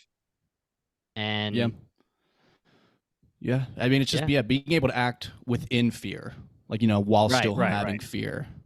I think it's just gonna be fun. That's just part of why I love zombie stories. I love thinking about it. I love, like, because it's just fun to think about what you would do in that scenario. fun because you're on your own couch and you're not currently living that reality. Because obviously, when the reality comes around, you would probably act a lot different. But that's why I just love these stories, and they always end up being like very human driven. Oh, Walking Dead is something we've talked about. World War Z, obviously, too. Of the beginning is always like the zombie shit. It's crazy, and they're the enemy, but it always boils down to the people being the enemies at some level, and it's just going to be really fun to explore that idea in this world. Nailed it. Thank you. And that will take us back to Joel and Tess navigating through this building. They kind of get to this crawl space and climb up a chute. And we have a little dialogue. Joel cracks a joke about, in the 80s, this is why there's a crawl space here. They were trying to sell condos. And she's like, this has been construction corner with Joel. I think that's just a little way of saying this is one of the people that Joel has let in. He's a hard ass to a lot of people, but he is capable of being this guy too. And Tess is one of the people who he has done that with. So she's like, okay, we're getting off here. This leads out into the hallway. It's blocked. Blood's coming through. They kind of go in and survey the scene. Robert's there dead. Another guy's dead. They see this battery that is completely burnt to crisp. And she's like, this fucking guy tried to sell a dud battery to 2 different parties. Son of a bitch. And we find out that Merlene did not take kindly. She took offense to that. Him trying to sell her a dud battery. So there was a shoot off and we are walking into the wreckage. Merlene and Kim were the only ones to survive. And of course, Ellie, who jumps out of a door and tries to stab Joel immediately on meeting him. So that's kind of her fight or flight instinct. She's going fight. You can't expect to get a jump on the Mandalorian. Like, come on. Yeah, right. Those Or the instincts are way Viper, too. man. Yeah, he too dealt with that sharp. very easily. Which is fun. He just like tossed her, and she was it was like whack. Yeah, that was good. But again, they did a great job of like right before this when they're exploring, and we get and we keep using the word zombie. I don't know if they'll end up having their own world. They'll drop word. If they drop it, they'll drop it. Yeah, exactly. So I'm excited to find out what that ends up being. But what was I going to say here? Of like they give us that danger, and then we see the blood, and I was thinking, okay, like it's gonna go down. Like we're infected people. Like we're gonna get some infected people right here, and it turns out to be people on people, which again, like we just said, is oftentimes even a more interesting storyline. So Merlene and Joel instantly, like everybody knows each other. Tess and Joel know who Merlene is. There's history there, and they don't shoot on sight, so they're not completely enemies. But there's no love lost, it seems, between these 2 parties. And Kim is the reoccurring character who Merlene just chomps her out. Do you have fucking ears, Kim? Adults are talking. Stay in your lane. Sorry, Kim, but you're literally missing an ear, girlfriend. I didn't even notice she was missing an ear until she said that, and then they showed the angle, and I was like, oh, It's bad. So, moral of the story: there was a shootout. Merlene's bleeding out. Fedra would have been on their way because of all the gunshots. They got to start making moves now. Merlene clearly has history and says, look, I know how capable the 2 of you are. For better or for worse, you're able to do the things that need to be done. This girl's important. I can get you a battery, a full car, whatever you want, if you can safely get her out of the QZ to the rest of the Fireflies in the State House outside of the QZ. And there's kind of a sidebar with Joel and Tess, and they're like, do you trust her? Neither do I. But she looks desperate, and they're like, okay, she does really seem desperate. They can kind of pick up there's something about this girl, and they agree to the deal. I honestly got the impression here that I thought Marlene and Joel had some level of like romantic past. Bangity bang. Yeah. I forget exactly what she says. And B-Toms, you paraphrased it as well, of like she knows what the 2 of them are capable of. And I think she says for better or worse. Yeah, she does. So for better, I was like, okay, she knows that Joel lays that thing down. Well, and I just we obviously want her to be a reoccurring character, so I'm curious to see if we get that kind of info. Hey, Joel's got all kind of clout in the QZ, man. Yeah, he does. He does. All different kinds of clout. But I mean, it does seem like Joel's more open to having the conversation with her, and Tess isn't, which would make sense. Like if they had a prior relationship, and Tess is like, "Dude, f her, f the ex. Come on, I'm the new girl here." Now let me ask you guys this: did you catch anything? Let's talk about the Tommy situation because that got brought up. in between with the conversation between Marlene and Joel. Did you guys catch that whole thing? Yeah, that he's now a member of the Fireflies. Right. So obviously Joel doesn't agree with the Fireflies, but he still hovers on the fence depending on where he needs to be, what he needs to do. But he says he lost his brother to the Fireflies. And obviously Marlene, just like when she got pissed about the terrorist thing, she says, yeah, you didn't lose him to the Fireflies. Like, he did the right thing, whatever. So even though it's still his brother, he loves him. He's a Firefly, though. Yeah, I'm curious, again, to find out. We were even questioning when we jumped 20 years. Obviously, a lot of fucking things can happen in 20 years. And we were like, is Tommy even going to be alive? Yeah. So we were just happy. And I didn't expect. So, okay, the small round of background that I had on the story in general was that obviously Joel and Ellie were not related, but they were taking this journey together through whatever the hell they were going through.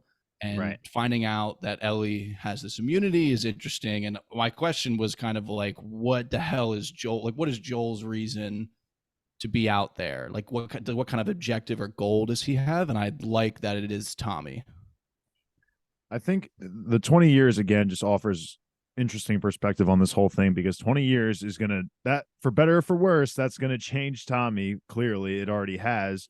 And so last time we saw Tommy, he was the one that was advocating for pulling over on the side of the road to help people. So it kind of fits the bill that in his mind, if the Fireflies are the quote unquote good side, that he would want to join that faction and help free the people. But maybe there's also some dark things that happened to him that led him to maybe more of like an evil kind of person. I don't expect he'll be full blown evil, but it's just, again, the whole 20 years dynamic makes it certainly interesting. And in these kinds of situations, that can definitely more than just change anybody.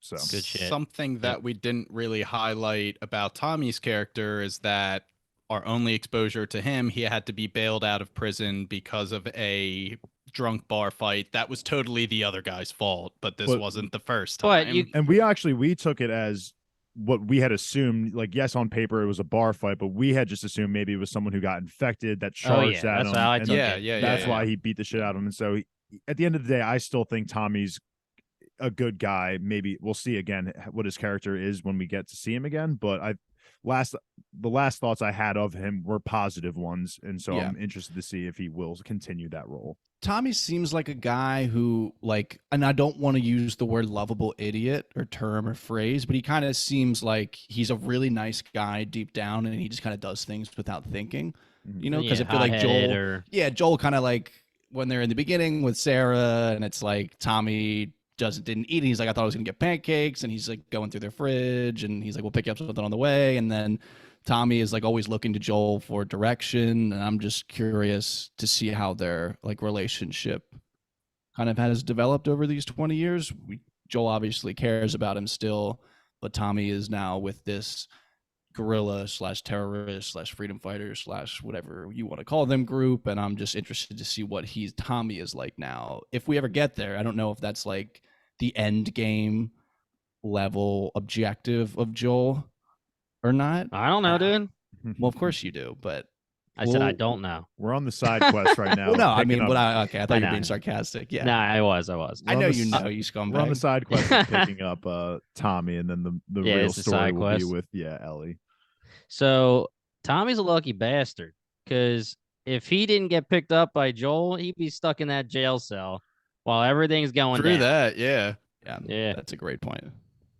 So Tess and Joel go back to the house. Obviously, they can't leave in broad daylight, so they have some time to kill. I forget where Tess goes, but Tess and Joel first off have an adult conversation and lock Ellie in a room, and she immediately starts just like snooping around, looking through books and stuff, and she stumbles across kind of the 60s, 70s, 80s little notepad thing.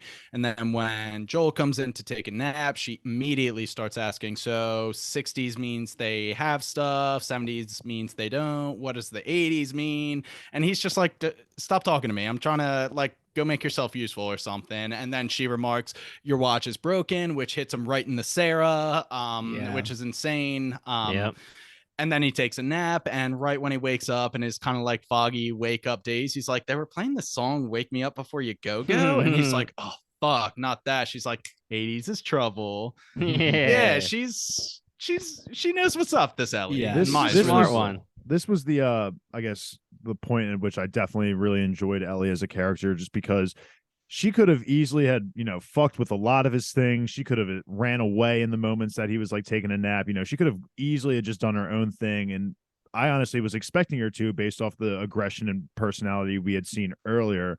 But to see her just be able to deduce the code, and as well as, trust Joel enough to hang around, this was the turning point for me, where it's like, okay, I'm ride for these two now, definitely. You riding for the homie? Yeah. And this is really cool. If you go on BingetownTV socials, pretty much all of them, TikTok, Twitter, Instagram, I posted a reel where they parallel the video game to the show. And the scene is just amazing, the parallel, where at the same time, it's pretty much word for word, and you're seeing Pedro Pascal and Bella Ramsey act out Joel and Ellie from the video game. And it's really cool. If you guys haven't seen it, check it out. Yeah, that was dope. So after Joel and Ellie have their little conversation, whatever, Tess comes back from whatever she was doing and says, all right, time to go. It's nighttime. Let's get the show on the road. So that brings us to Joel, Ellie, and Tess sneaking through. Did they call it the buffer zone, Jimmy? Is that? I believe so. They're in the video game right now, man. They're hiding from the lights. They're sneaking around corners. Like, I Dude, thought it was so badass. good as a video game player. And I keep being like, oh, I kind of hate that I already know what's going to happen next, because like they're still landing with me these kind of surprises and these thrills, and I'm just Yeah. like, it would be 10 times more if I didn't know it was going to happen. Agreed. But it's still amazing. It's still great. Yeah, you got your enjoyment out of it via the video game. Oh, yeah. that. We're And just that's getting why it via the TV show. I guess the highest compliment I can say is that, like, never mind, I forget where I was going with that. It was going to be a high compliment, I'll tell you that much. It sounded like it was about to be a some high high-ass praise. compliment. Yeah. There's some clout. There's some clout for the video game, just because, like I said, it's a cinematic. It was more cinematic than most video games at the time. Some people like it, some people don't, because some people just want to play the damn game. Some people don't want to see the cutscenes, but you put the cutscenes together and you have the knowledge of the video game, and you're literally watching a movie. That's how good it was. And for me and Brian, it's just now it's on an actual TV screen for us, and it's just chills, dude. Completely agreed. And like you said, this is pulled right out of the game. Ducking under the spotlights, the flashing lightning, the rain starts to pour. Like, we are setting a scene. And as they're going through, they run into this guard taking a piss. And it seemed like it would have been really, really easy for them to just not interact and confront him. Yeah. But they like walk within 2 feet of him. Lightning strikes. He's like, whoa, whoa, whoa, whoa, okay, let's Yeah. pull up, zip, gun. Like, they had, but what happens, whatever. Gets him at gunpoint. He's like, all right, I know we did some deals in the past. We're doing this one by the book. Starts like scanning them, whatever. And our girl Ellie is the one to like whip Getting a him with little the nervous, knife. yeah. Yeah, in the leg. And at that, he's just like, Joel, get the fuck out of the way. This girl, like, no, that's not going unpunished. And we get some flashbacks to, you know, the Sarah scene, and Joel ain't gonna let that thing happen twice. So he tackles him, beats the shit out of him. That's that ruthlessness within Joel, but the paternal instincts bringing out the ruthlessness. So you get the duality of Joel. Man, this show's pretty good in my opinion. Ellie liked it too. I don't know. I mean, that's the way I read the look on her face. It wasn't like she was horrified by it. It was more like she was, I don't want to say interested. I don't think intrigued is right. Respect, maybe. It was just like, I don't she know. I mean, understands it for sure. I She's a took it survivor at almost this like point. it's like, okay, this is the real world or something, you know, like Yeah. not horrified, not enjoying, but like it's just like kind of like it's coming to light for her, like yeah. enlightening her almost. Because we do have, when they actually like get there and she like stands up and is loud and like almost exclaims something, and then like Tess like drags her to the ground. It's like, Jesus Christ, like and I think Joel even Yeah. says like, shut She's up. like, oh, and, I'm follow us or outside, whatever. like, yeah. Hey, Fedra, like Which is just fun because we get, you know, we've had scenes with her of being like the hardo, but yeah. it's just nice to get the reminder that she is just this, you know, She's a young kid. Yeah. So it's pretty good. But I agree, B. Toms. It was like when they got caught, with like especially the way they oriented the camera of like him taking the piss, and then it's just like them like very obviously walking by. He was the Everyone only who's thing- ever played the stealth games, The guy taking the piss against the wall is the guy you come up behind and choke out nice and quietly. Oh, yeah, Just keep on See going. ya. My gosh. Yeah, so cinematically some complaints about that scene, but it was so good otherwise. We're just gonna Yeah. we're I just gonna feel like keep on trancing along here. You could arguably headcanon that as like a wink wink to people who have like struggled through the like Stealth sneaking games. parts of the game and I like that. Got keep detected. getting caught on certain points and you had to deal with the consequences of that. That's the way I'll me. think about it. That's Kyle offered us a silver lining. You have the option to take it or be Yeah. frustrated like me. And I'm a pretty sad person. So I'm taking it. There you go. I got you, Jim. Just kidding, guys. So yes, our guard dies and it's time to go. Fedra's going to be on the way. They're not going to hear this guy report, so they got to go.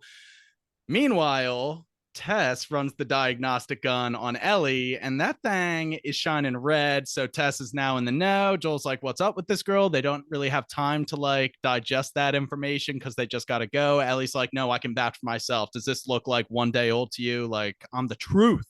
I'm the I'm answer. the truth. I'm I the thought- answer. Alan love- Iverson, baby. Yeah. I love the reveal. I mean, even though it was like somewhat predictable, whatever, it's cool thinking back to when you first meet her when they're running the test. She's like, it's been, 10 days of you telling me to count numbers. And so when you think back on those scenes, it just all makes sense that she got bit. They chained her up, I guess, maybe to potentially just experiment on one of the zombies or turned people.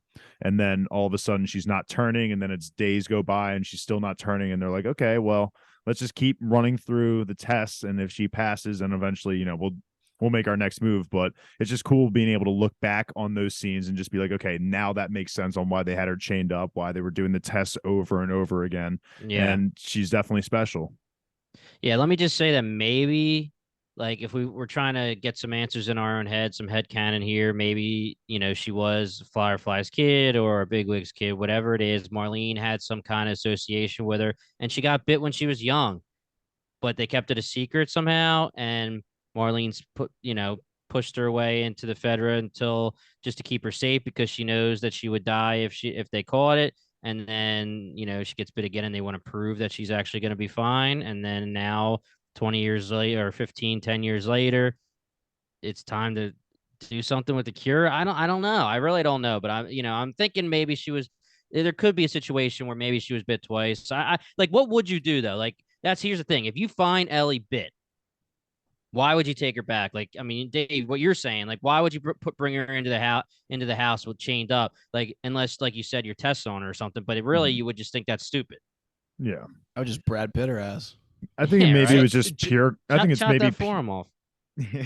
maybe it's just pure coincidence. Maybe she, found this child, drops her off with Fedra just to give her, somewhat of a life, and then comes back years later, knows who it is, and then all of a sudden, wow, you're also immune. Crazy world, One thing I want to say, because I don't want some diehard to have like a pulsating forehead vein, like, why don't these guys know this? I just looked up the character Riley, who Merlene name dropped. She was in that prequel video game. So I believe there is some prequel content that probably, if you played that game, you might already know the connection between Merlene, Riley, and Ellie. And But I think we're going to get flashbacks because Riley has been cast. Yeah, I would imagine so as well. Yeah. But it's nice that you guys are now Don't kind know of in our something. boat with that. Yeah, I like that. Yeah, correct. I like it. Yeah. But for the diehard out there, we also don't know. We're rookies, so go easy on us. We're learning.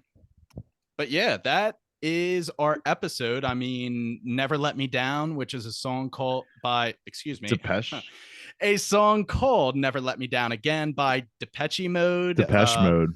Which was produced in 1987, which means Trouble is playing on the radio. We already know our boys are in trouble, and we get some lightning strikes illuminating a very ominous leaning building or leaning skyscrapers that me and Jimmy assuredly recognize. Oh, yes. It was just I'm really funny. excited. My thing was just laughing that like you wouldn't catch me walking anywhere near that thing. I guess maybe if it hasn't fallen down in 20 years, won't fall down. Like it's pretty stuck where it is, but there is no fucking way I would trust the structural integrity of that fucking thing. I wouldn't go anywhere near that motherfucker. Just such a solid first episode. It was from the first 30 minutes to the back half of getting the time skipping, reintroducing some of these characters and introducing new characters. Just great start. I already want more zombies. I'm already so in to get more of these creepy crawlies, and there's just so much we have to get into. Did they ever announce how many seasons they aim for it to be, or is it just play by ear as of right now? So And I guess I don't based know. off your guys' episodes. experiences So too, how obviously many you do you guys think it know could be? that there's Last of Us Part 1 and Part 2.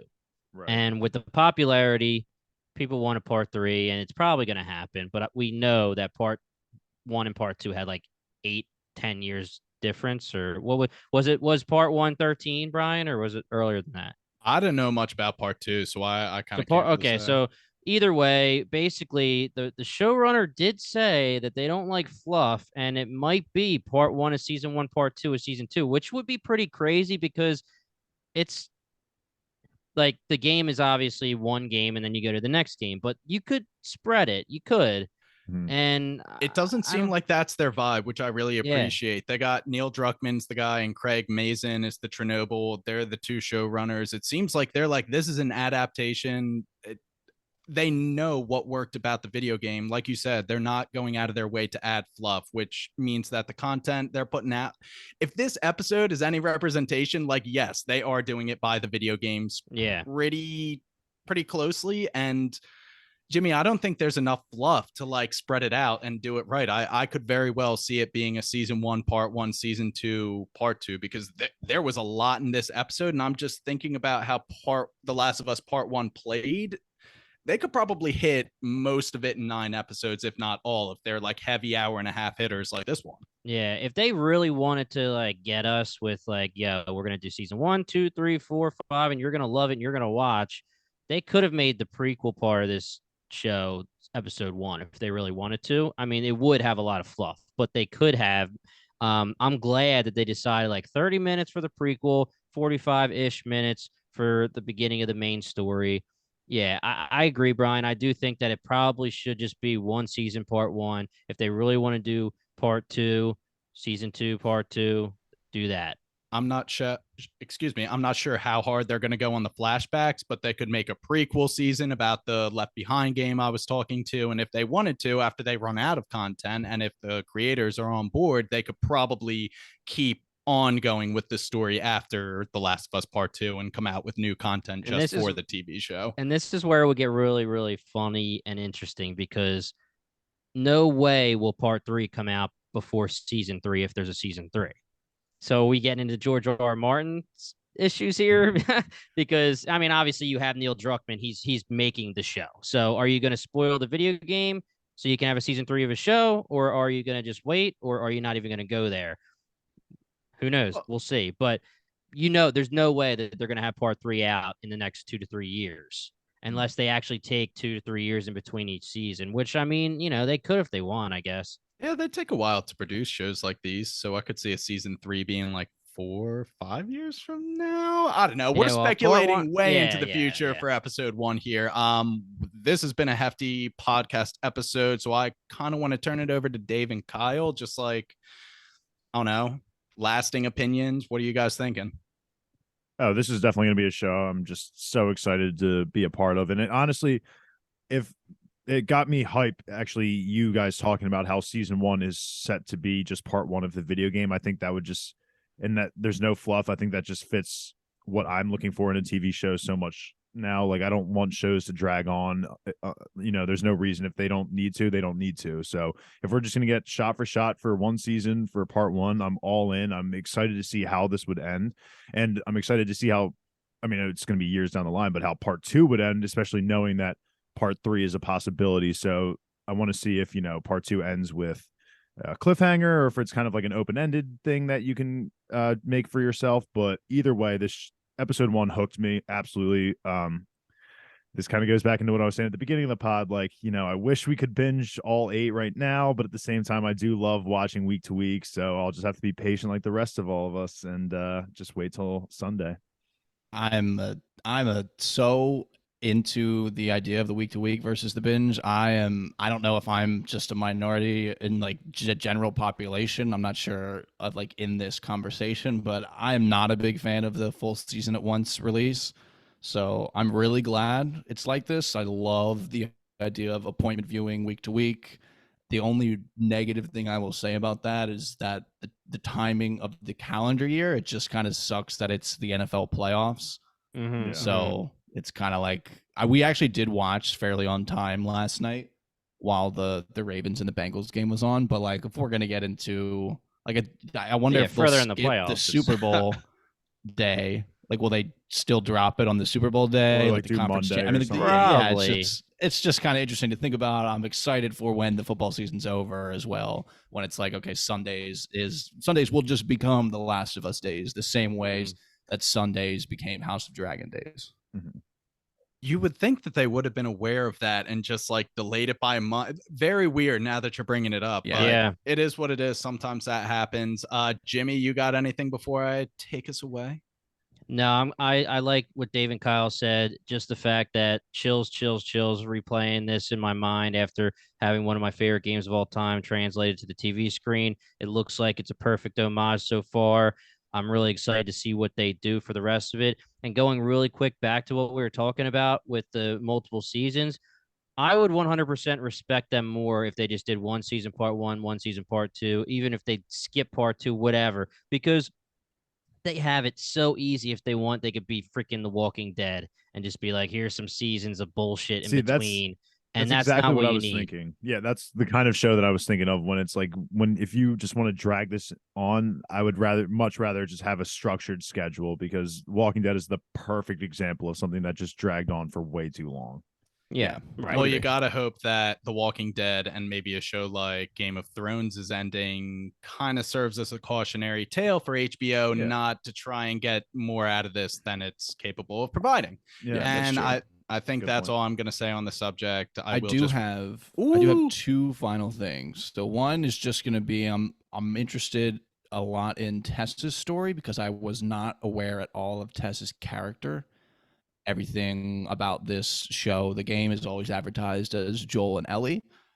Didn't expect there to be some level of romantic Joel interest. So curious to see that. Seeming like she's going to kick the bucket the same way that we got the impression from Sarah in the beginning of this episode. So what her ending ends up looking like, what her past is, I'm sure we'll get some info about her past, which will maybe, will play into the way that she dies, which will make us even sadder. So I'm, in a weird way, I guess, technically looking forward to that. And then the second thing will be a question to Dave, and I guess to me as well, of we've been calling them zombies. I don't think they're going to call them zombies. And I'm just curious if you have a guess, Dave, of what the hell the term is going to come out to be.